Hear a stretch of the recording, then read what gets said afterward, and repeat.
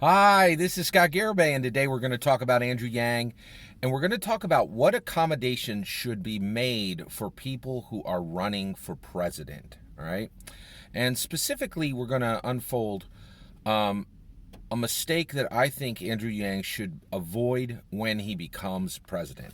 All right, around accommodations for presidential candidates. All right, so let's talk this through. I've been thinking a lot about the debates. Right now, my mind is really, my mind won't let go of this, specific dark period in Andrew Yang history where he missed this last debate, and he's not a debate candidate, right? A candidate who is among that debate criteria, right? And it's frustrating to me, and I really feel like it's incredibly frustrating. I feel like he's in a bracket he doesn't deserve to be in. Right? He's in this Force Ghost bracket where you can see him. He's there. He's in the background. And he's just not prominent. And the media is not treating him in with the attention and the level of respect that is due a candidate of his formidable prowess, in my opinion. Right. And so I'm like, how did we get here? How could this be avoided? And there was discussion, especially around Cory Booker, right before Cory Booker dropped, about, what should be done to make it so that a certain bracket of candidates would have an easier time dealing with making it into the debates, right? And I was thinking about it, and I was like, yeah, that makes a lot of sense. It's because the reality is right now, in the debates, you have this J.J. Abrams lens flare problem, right? Debate number 7, you looked at the screen, it was just so bright. You're like, oh, there's that J.J. Abrams lens flare. Everything's just so bright, right? It's a serious problem, and it's frustrating, and we're screaming right toward it again, right? And I think I'm really hoping, that Andrew Yang's going to be there for debate number 8, right? But right now he's not qualified, right?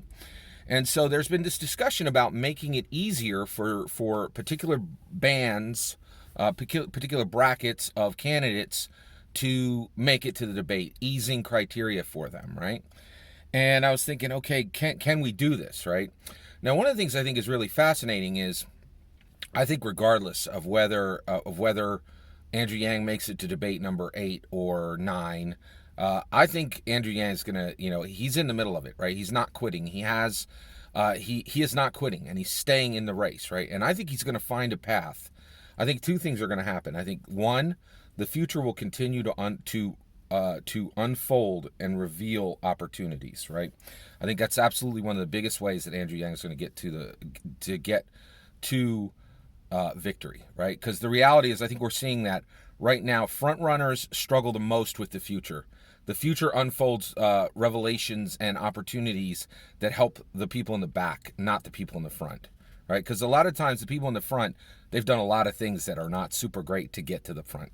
That is becoming more and more clear every single day, right? That is super clear, right? But with, and then especially the people in the back, you see that they have, and Andrew Yang, he's coming from behind, right? Like, he has ground to gain, right? They have to make up this ground, right? So Andrew Yang, I think he's tempted to be in this boat where, he's like Cory Booker, where he'd be continuing to ask for, and he's vacillated, right? Andrew Yang, there's been times where when he made the debates, Tulsi was like, hey, they should change the debate rules. And when Andrew Yang was making the debates, he was like, no, let's not change the debate rules. And then when he wasn't, he was like, yeah, I'm with Cory. We should change the debate. So Andrew struggles, with this, and he's still making up his mind, right? And today, I'm putting this out there for Andrew Yang and his team and saying, no, we should not make it easier for anyone to make the debates, and here's why. It is my opinion, right, that nothing should be done to make it easier for anyone to run for presidency, okay? And the reason why I'm leaving this here is I'm such a huge Andrew Yang fan, right? I really believe in him as a candidate, in him as a person, and him as a noble leader, right? And one of the things I realize is one of the reasons why I want him to be president is I think a lot of these presidents, like here's a perfect one, like Pete Buttigieg. He talks about the Electoral College and how we should get rid of it. I don't believe for one second that once Pete Buttigieg got into presidency, he would go back and waste a single moment of his time getting rid of the Electoral College, right? I think he would only do that while he was running, right? And then the second that he used the Electoral College to actually lock in his victory, he'd be very hesitant to break down a system that he had already won with, right? I just don't, I don't think, and there's really good precedents for this because there's been a ton of presidents that have done exactly this. There have been a ton of presidents who have talked about systems and changing things and changing how campaign funding was and a million other different things. And then the second they get in, they don't do a darn thing about anything, right? Now, I don't think that's going to be the case with Andrew Yang. I think Andrew Yang is the kind of guy who sets plans in place, and once he got in place, he would listen to smart people. He's like, he came up through tech, right? In tech, you do like things like postmortems. Once you complete a project, you go back and you say, hey, what did we learn from that? What are we going to fix in the next iteration, right? And I think Andrew Yang would really look and say, hey, we just won. What do and it wouldn't come in Q1 or Q2, but in like Q3 or Q4 of year one, right? He'd go back and he'd say, okay, hey, are we going to fix this so that the next crew of Democrats and Republican presidential candidates are going to have to go through this again? And he's going to be at this, he's going to be, I really feel he's going to find a path, right? The future's going to unfold opportunity for him, and Andrew Yang's going to find exactly the gap to shoot through to find a path to victory and become our president. And when he does, I want him to make the right decision, right? And I don't think anybody can do anything to make it easier for anyone to become president. And I'm going to explain to you right now why that is. And I want to set this here for Andrew and his team so that in Q3, Q4 of year one of Andrew Yang's presidency, he does not do anything to make it easier for anyone to become president. And I'll explain why. So I just want to reiterate, I really think, this is one of the reasons why I vote for him is I really think he will go back and he will do a lot of the things that he talked about, right? Like those campaign promises and those campaign discussions and those philosophical discussions that for a lot of other people, for a lot of other candidates, it's just chaff, right? It's chaff in the wind. It'll never mean nothing once they get to be president, like most presidents, right? But I think for Andrew Yang, he's going to use every minute of his presidency. I think he will set a new level of performance for presidents once he is president, right? He has done it in education, in corporate, and in the benevolence world. We've already seen what this person can do through performance, and I think he's going to set a new level of performance for the presidency. So here's why he should not do this. It's benefit. Running for president, just running for president, the benefits are so incredibly high. It is staggering how much you gain running for president right now, as it's set right now, right? So here's what you gain from running for president. So one is name recognition, right? We realize this right now. This world runs off of name recognition. Name recognition alone is essentially in the political world, it is virtually invaluable. I've learned because of this election, I've learned about the Lichtman keys. I'm a diehard Lichtman key fan now, right? I believe in the Lichtman keys. I believe Professor Alan Lichtman has it 100% right, and the Lichtman keys are correct, right? I believe the Lichtman keys are are like 99% accurate predictors for the elections, right? And that when the keys are turned, that predicts what's going to happen in the election, right? I have videos on that. You can check them out. And he says, like, essentially incumbency is outrageously powerful in politics, right? And that's all incumbency is well, it's one, being able to use the office, right? And all the inherent powers of it, but it's also people knowing your name. That's part of incumbency, is name recognition. In politics, incumbency gives you name recognition. Even if you don't, even outside of politics, name recognition simply converts to celebrity, and celebrity is close to worship for Americans. It's incredibly powerful. Name recognition is incredibly powerful, and we see so many instances of this, right? So one of the things too that I'm seeing in real time, I love politics so much because you learn so much from it. One of the real time lessons I think we're seeing from 2020 is Stacey Abrams. Stacey Abrams is a brilliant politician, really smart. All the smart people love Stacey Abrams, right? There's political wonks, there's reporters, there's op-ed writers. Like every educated person in the world loves Stacey Abrams. She sat this out, man. I think it's one of the biggest mistakes anybody made, right? Stacey Abrams has just disappeared, right? Only educated, smart people know Stacey Abrams now, right? And she got no coverage. And right now, you got to realize when your moment is here. And Stacey Abrams' moment came, and she waved it goodbye. Right, she should have been in this race. There's no and that lack of name recognition. I feel like Stacey Abrams is literally waving as her moment passes, and you can't do that nowadays. You got to get in. So I think the value of name recognition. So when you run, you get name recognition, and it is incredibly valuable. Right. All right. The next benefit is cabinet positions. And also the VP position, right? The vice presidency. The opportunity to be, so everybody in the mix right now for president in the presidential race, they're going to be considered for VP positions, right? If you get the VP position is far more important than anybody ever guessed before. I think it's 3 times more valuable than we guessed even 5 or 10 years ago. The VP position is astronomically more important than it was even 5 or 10 years ago. And right now, when the top 3 candidates are 70 years old, VP is like, who's going to be president a year from now? Like, it's, come on, right? All you got to do is say Bernie Sanders, October 2019, and, you're saying VP is incredibly important. That's like, it's like a domino. Come on, like it's really, really important now. Cabinet positions. Incredibly important, right? These, you travel the world, these are incredibly valuable, right? And even if you bounce out of politics after your presidential run, your name recognition and what you did, and simply dealing with the press and all these kind of things, this is incredibly valuable in the corporate world and in the benevolence world, the charity world, right? And all these, and there's so many, just organizations that can use this, NGOs, corporations, benevolence organizations, it's just incredibly valuable. All that is stock, right? Now, real quick, I'm going to tell you a story that I just learned, an even more important value from that is included in running for president. Okay, so, and this one's a personal one, so I'm going to put it right here. J. Scott Garibay story for you.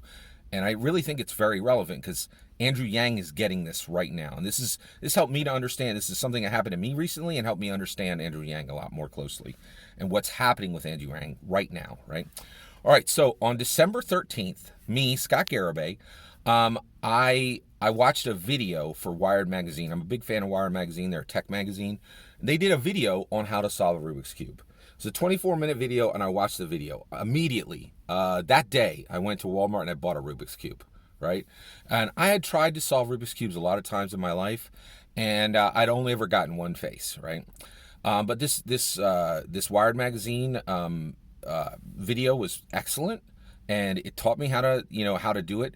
It took me 3 days to figure out how to solve a Rubik's Cube. Just watching the videos, I had to rewind it. I had to watch it in slow motion.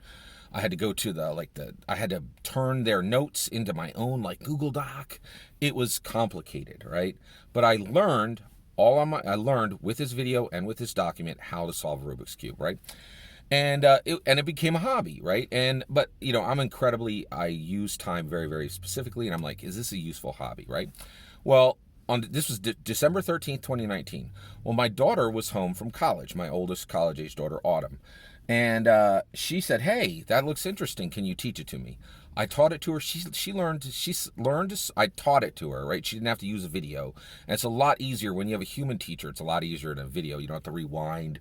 If you get something wrong, a human will tell you, no, Go one slice back, right? Rather than you go, getting the slice wrong and then figuring out 20 minutes later that you got the thing wrong, and then you shed 3 tears and like have to redo the whole thing, right?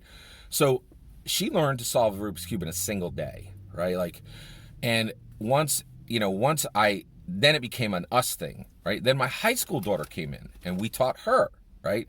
So now there's 3 of us in the family solving Rubik's Cubes. Me, my daughter Autumn, my high school age daughter, we're all solving Rubik's Cubes, right? And so we're having fun with it. And then I'm like, what are we going to do with this, right? So I said, hey, let's compete, right? Now we've been solving for a week, right? So I go online and I find the closest official competition, official Rubik's Cube competition. 5 weeks after we started, okay? I started on December 13th. On January 19th, 2020, me, Autumn, and my high school age daughter all competed in the Scranton Scramble 2020, okay? I literally came in last in the competition. I came in 85th in the competition, right? And my daughters did much better, right? But what blew me away is I put us into this competition because I thought it would drive our performance. It would help us to jump into this hobby faster, right? It would show us the process, it would show us the tools, and it would show us the people, right? It would show us the community, right? And I was 100% right. There was no better way. It was baptism by fire, right? We got right into it, right?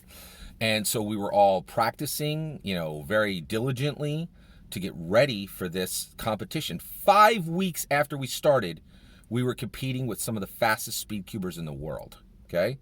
Now, get this. When we arrived at the Scranton Scramble on 2020, we were all competing in 3x3x3 speed cubing, Rubik's Cubes 3x3. The Rubik's Cube is a 3x3x3 cube, a 3x3 cube. That's what they call them. So we all competed in the 3x3 cube. The fastest solve of the day was 5 seconds, right? My solve was 2 minutes and 9 seconds. My high school age daughter's solve was 53 seconds. Autumn's solve was 59 seconds, right? Now, here's the part that you need to understand. Before we entered the competition, I had never solved a Rubik's Cube in less than 2 minutes and 36 seconds. The competition drove my time down by like 25 seconds, right? Both of my daughters had never solved a Rubik's Cube in less than a minute. They were both above 1:30, a minute and 30. They both shaved off more than 40 seconds in their solve under competition stress, right? The competition drew out better competition and made us stronger and made us better cube solvers in the moment, right? It forged us and made us better solvers in the moment, right? And that's why I took us to the competition, is I knew it was going to be incredibly stressful. We were going to be embarrassed, because there were people there who were solving them in 5 seconds, right? Like, that's incredible, right? And, even, 2 minutes and 9 seconds, it was darn near embarrassing.